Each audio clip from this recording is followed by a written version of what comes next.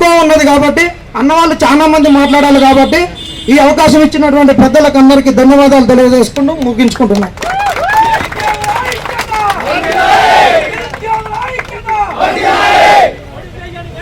ఎవరైనా మీ అంత ఓకేనా? అన్నీ కవర్ అయినాయా? లేదు మాట్లాడిపిద్దాం. మీ అన్నీ కవర్ అయినారా? టైం నాకు తెలియదా? మీ అన్నీ కవర్ అయినాయా? మళ్ళీ మీరు అన్న నాకు మైక్ ఇవ్వలేదు, నాకు 2 నిమిషాలు టైం ఇవ్వలేదు అని మీరు అడగొద్దు. ఎవరు గ్రూప్స్ గురించి నేను ఒకటే పాయింట్ చెప్పి ఒక 30 సెకండ్స్లో క్లోజ్ చేస్తా. ఈ ముఖ్యమంత్రి ఎలక్షన్ అంటే ప్రమాణ స్వీకారం 7వ తారీఖు జరిగింది.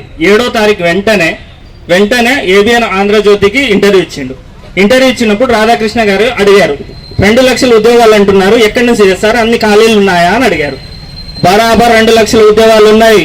బరాబర్ ఈ 60,000 కాకుండా 2 లక్షల ఉద్యోగాలు అదనంగా ఉన్నాయి. మేము బరాబర్ సంవత్సరంలోగా నింపుతాం, అన్ని నోటిఫికేషన్ జాబ్ క్యాలెండర్ ఇస్తాం అని చెప్పారు. అది ప్రూఫ్స్ తో సహా ఉన్నాయి.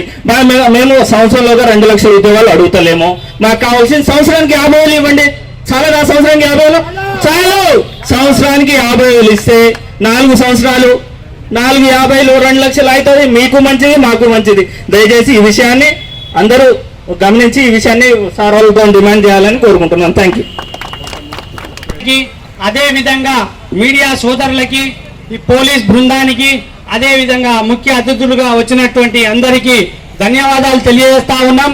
ముఖ్యంగా ఈ రోజు ఈ మహాధరణ కార్యక్రమం యొక్క ముఖ్య ఉద్దేశం ఏమిటంటే, ఆనాడు జాబ్ క్యాలెండర్ అనేటువంటిది మీ యొక్క మేనిఫెస్టోలో ఇచ్చారు కదా, ఆనాడు రాహుల్ గాంధీని చిక్కడపల్లి లైబ్రరీకి తీసుకొచ్చారు.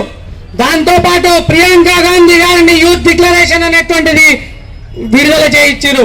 అందులో నిరుద్యోగ వృత్తి అనేటువంటిది విషయం ఉంది. ఈ 2 లక్షల జాబ్ క్యాలెండర్ అనేటువంటిది విడుదల చేయడం అనేటువంటిది జరిగింది. ఛాయ్ దాగి వెళ్ళినటువంటి రాహుల్ గాంధీ आप रंगबाज हो, प्रियंका गांधी आप जो यूथ डिक्लेरेशन दिया था आप भी रंगबाज हो.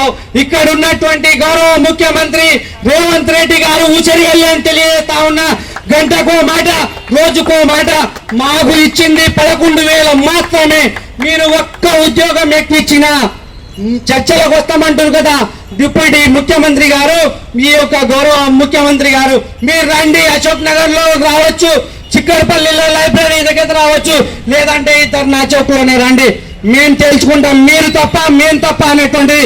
మేము తప్పుంటే అందరినీ ఉరి తీయండి, మీరు తప్పుంటే ముక్కు నేలకు రాసి వెళ్ళిపోండి అని చెప్తా ఉన్నా. మీరు